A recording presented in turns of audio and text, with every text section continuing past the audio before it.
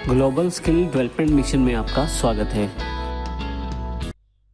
Hello friends, triple C की series में आपका स्वागत है। मेरा नाम है वीरेंद्र सिंह। इस सेशन में हम बात करने वाले हैं फॉर्मेटिंग बार के बारे में। किस तरह से हमारे पास जो डेटा रहता है स्प्रेडशीट में या कैल्क में हम उसको फॉर्मेट कर सकते हैं।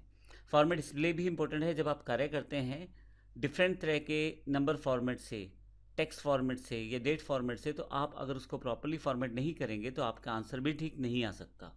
तो इस कारण से हम इस पूरे प्रोसेस को अच्छी तरह से समझते हैं। तो ये देखते हैं सबसे पहले किस प्रकार से कार्य करेंगे। सबसे पहले आप स्प्रेडशीट में किसी भी चीज़ को सिलेक्ट करने के लिए माउस को ड्रैग कर सकते हैं। लेफ्ट क्लिक दबा के रखें और माउस को ड्रैग करना शुरू करें। आपके पास एरिया सेलेक्ट हो जाएगा। मैंने ये पूरा एरिया सेलेक्ट कर लिया है। मैं थोड़ा सा जूम कर लेता हूँ ताकि आपको दिखाई दे प्रॉपरली। इसके साथ सबसे पहले हमारे पास यहाँ फॉर्मेटिंग बार दी गई है टूल बार के बिल्कुल नीचे। ये फॉर्मेटिंग बार में काफ़ी सारे ऑप्शंस हैं। सबसे पहला ऑप्शन हमारे पास फ़ॉन्ट नेम का है। अगर मैं इसे क्लिक कर दूं तो आपके पास डिफरेंट तरह के यहाँ फ़ॉन्ट्स हैं। आप देखिए जैसे जैसे माउस जाएगा फ़ॉन्ट पे वैसे वैसे स्टाइल भी चेंज हो रहा है फ़ॉन्ट का। अब मान लीजिए मुझे ये फ़ॉन्ट चाहिए, मैं क्लिक कर दूंगा तो फ़ॉन्ट अप्लाई हो जाएगा। मैं कंट्रोल जेड कर देता हूँ ताकि वापस मैं ओरिजिनल स्टेट पे रहूँ। अगला जो ऑप्शन है फ़ॉन्ट साइज़ का, आप यहाँ से फ़ॉन्ट साइज़ सेटअप कर सकते हैं। नेक्स्ट जो ऑप्शन है वो है फ़ॉन्ट साइज़ का। यहाँ डिफरेंट तरह के फ़ॉन्ट साइज़ अवेलेबल हैं। जिस तरह का फ़ॉन्ट साइज़ मैं लेना चाहता हूँ उसे क्लिक कर दूंगा, वो फ़ॉन्ट साइज़ अप्लाई हो जाएगा। मैं फिर से कंट्रोल जेड कर देता हूँ इसे। बोल्ड, आप कुछ स्पेसिफिक टेक्स्ट को अगर आप अलग से दिखाना चाहते हैं तो बोल्ड, इटैलिक और अंडरलाइन का प्रयोग कर सकते हैं। इसके लिए आपको, मैं यहाँ केवल फर्स्ट रो ले लेता हूँ ताकि ये थोड़ा सा अलग रहे। बोल्ड बी पे प्रेस करता हूँ तो देखें बोल्ड हो जाएगा, थोड़े से अक्षर मोटे हो जाएंगे। फर्स्ट रो मैंने ली थी तो वो बोल्ड हो गई है। कंट्रोल बी इसका शॉर्टकट रहता है बोल्ड का। कंट्रोल बी से आप बोल्ड भी कर सकते हैं और यहाँ से इसे ऑफ भी कर सकते हैं, यानी कि नॉर्मल टेक्स्ट में वापस भी ला सकते हैं। मैं इसे बोल्ड कर देता हूँ। इस तरह से अगर आप चाहें तो इटैलिक भी कर सकते हैं। इटैलिक का थोड़े से अक्षर टेढ़े हो जाएंगे डिफरेंट स्टाइल के साथ। इटैलिक का शॉर्टकट कंट्रोल आई रहता है। कंट्रोल के साथ आई प्रयोग करने पे आप अक्षरों को इटैलिक में कन्वर्ट कर सकते हैं। नीचे यदि आप अंडरलाइन करना चाहते हैं तो कंट्रोल यू का प्रयोग कर सकते हैं या इस यू बटन पे क्लिक कर दें तो आपके पास जो लिखा हुआ मैटर है, जो आपके पास सिलेक्टेड किया हुआ टेक्स्ट है, वो जो डेटा जितना भी आपने सिलेक्टेड किया है उसके नीचे यहाँ पे लाइन आ गई है। देखें, आप इन तीनों ऑप्शंस को इकट्ठे भी प्रयोग कर सकते हैं। बोल्ड से मोटे अक्षर हो जाएंगे, इटैलिक से टेढ़े हो जाएंगे और यू से नीचे लाइन आ जाएगी। और अगर आप चाहें ऑफ करना तो यहीं से ऑफ भी, यानी कि जो ऑप्शंस हैं उसे हटा भी सकते हैं। इसके लिए फिर से आप कंट्रोल यू का प्रयोग करें अगर आपने अप्लाई किया है तो, या यू बटन पे क्लिक करें, फिर से आई बटन पे, फिर से बी बटन पे, तो नॉर्मल टेक्स्ट में आप वापस आ जाएंगे। तो इस तरह से आप बोल्ड, इटैलिक, अंडरलाइन का प्रयोग कर सकते हैं। हालांकि मैं इसको अंडरलाइन से हटाना चाहता हूँ लेकिन बोल्ड करना चाहता हूँ टेक्स्ट को, तो मैं ये कर सकता हूँ। मैंने यहाँ से यू हटा दिया है और बी यहाँ प्रेस कर दिया है, तो मेरे पास नाम जो है वो भी बोल्ड दिखाए जा रहे हैं, जबकि जो टाइटल है मेरे पास, जो हेड्स हैं मेरे पास मेरी कॉलम्स के, वो भी बोल्ड दिखाए जा रहे हैं। आइए अब हम देखते हैं कलर किस प्रकार से चेंज कर सकते हैं। आप एरिया सेलेक्ट कर ले, उसके पश्चात आप यहाँ फ़ॉन्ट कलर का ऑप्शन है। डिफ़ॉल्ट यहाँ पे ब्लैक है, अब ब्लैक तो ऑलरेडी है, लेकिन आप कॉर्नर के ड्रॉप डाउन बॉक्स क्लिक करें और दूसरा कलर आप चुन सकते हैं। जैसे मैं यहाँ से रेड चुन लेता हूँ तो फ़ॉन्ट कलर चेंज हो जाएगा। इसी तरह से मैं पूरी रो सेलेक्ट कर लेता हूँ और यहाँ पे मैं इसका भी फ़ॉन्ट कलर रेड कर देता हूँ, तो आप देखेंगे दोनों तरफ यहाँ पे रेड जो कलर है अवेलेबल हो गया है। जो रो या जो कॉलम मैंने सिलेक्टेड किया था उस पर आप जितना भी सेल्स का सिलेक्शन करेंगे उस सेल्स के सिलेक्शन में कलर इंप्लीमेंट हो जाएगा।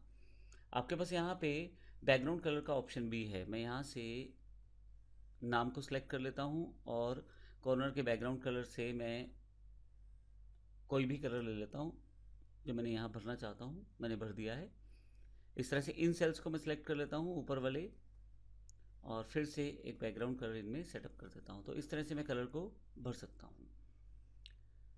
अभी मैं यहाँ पे फिर से वापस आने के लिए कंट्रोल जेड का प्रयोग करता हूँ तो नॉर्मल जो मेरे पास पहले टेबल अवेलेबल है उस तरह के फॉर्मेट में वापस आ जाता हूँ। नेक्स्ट हमारे पास यहाँ से अलाइनमेंट के ऑप्शंस हैं। आप डेटा को अलाइन कर सकते हैं। डिफ़ॉल्ट रूप से नंबर डेट्स जो हैं वो राइट साइड अलाइन रहती हैं और जो टेक्सुअल डेटा रहता है वो लेफ़्ट साइड अलाइन रहता है। जैसे यहाँ पे ये टेक्सचुअल डेटा है मेरे पास, नाम अजय विजय सुमित जो अक्षर मैंने लिखे हुए हैं वो टेक्सचुअल डेटा है, इसलिए वो लेफ्ट अलाइंग है। लेकिन यहाँ पे मेरे पास जो डेट का डेटा है वो राइट साइड अलाइंग है। इस तरह से जितने भी मेरे पास नंबर मैंने टाइप किए थे वो भी सारे राइट साइड अलाइंग हैं। लेकिन फिर भी आप अपनी आवश्यकता के अनुसार जो अलाइनमेंट है वो चेंज कर सकते हैं। उसके लिए आपके पास यहाँ लेफ़्ट, सेंटर और राइट ऑप्शन दिए हुए हैं। लेफ़्ट अलाइन करने के लिए आप कंट्रोल एल का प्रयोग कर सकते हैं, सेंटर के लिए कंट्रोल ई का और राइट के लिए कंट्रोल आर का प्रयोग आप कर सकते हैं। अभी मैं क्या करता हूँ, सबसे पहले इस पूरे डेटा को सिलेक्ट कर लेता हूँ और लेफ़्ट अलाइन करता हूँ। देखिए आप सारा डेटा अलाइन जो है लेफ़्ट हो गया है। अगर मैं सेंटर करना चाहता हूँ तो सारा डेटा सेंटर आ जाएगा, और यदि मैं राइट साइड करना चाहता हूँ तो सारा डेटा राइट साइड आ जाएगा। तो इस तरह से आप अलाइनमेंट टूल का प्रयोग कर सकते हैं। अभी मैं फिर से इसे कंट्रोल जेड करके वापस ले आता हूँ। जो मेरे पास ऑप्शन शुरू में थे बिल्कुल उसी फॉर्मेट में ले आता हूँ, ताकि जब मैं काम करूँ तो मुझे आइडिया रहे किस तरह का आउटपुट मेरे पास आ रहा है। मिक्स हो जाएगा नहीं तो अगर सारे ऑप्शन यहाँ इंप्लीमेंट कर दिए जाएँ। नेक्स्ट ऑप्शन आपके पास रैप टेक्स्ट है। डिफ़ॉल्ट रूप से जब आप टाइप करेंगे, जैसे मैं यहाँ कुछ टाइप करता हूँ तो आप देखेंगे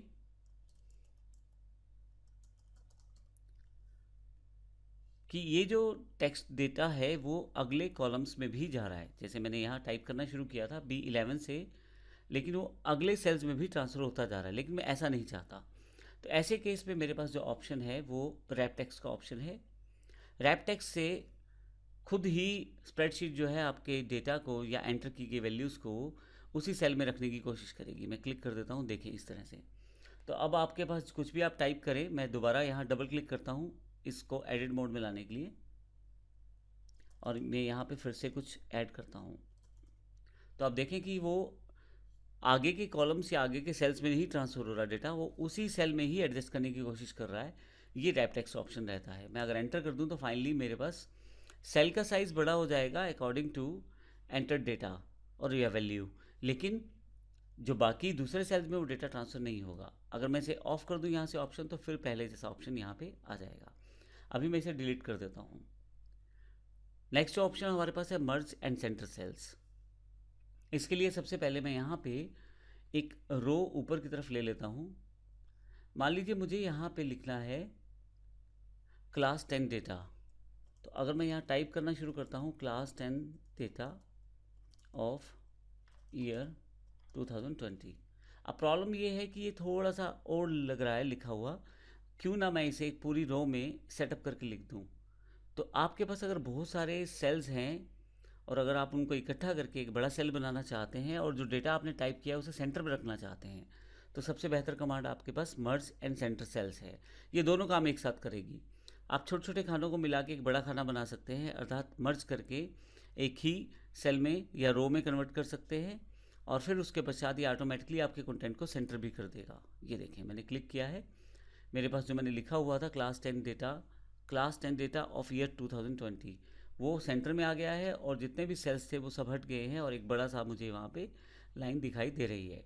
तो इसका अर्थ ये हुआ कि अगर आपके पास काफ़ी सारे सेल्स हैं, उन्हें मिला के आप बड़ा सेल बनाना चाहते हैं तो आप आसानी से कर सकते हैं। जैसे मैं इन 3 सेल्स को सिलेक्ट कर लेता हूँ और मर्ज एंड सेंटर कर देता हूँ, तो देखिए मेरे पास एक बड़ा सेल आ गया है। जब भी मैं यहाँ टाइप करूँगा कुछ तो बिल्कुल सेंटर में वो आएगा इस तरह से।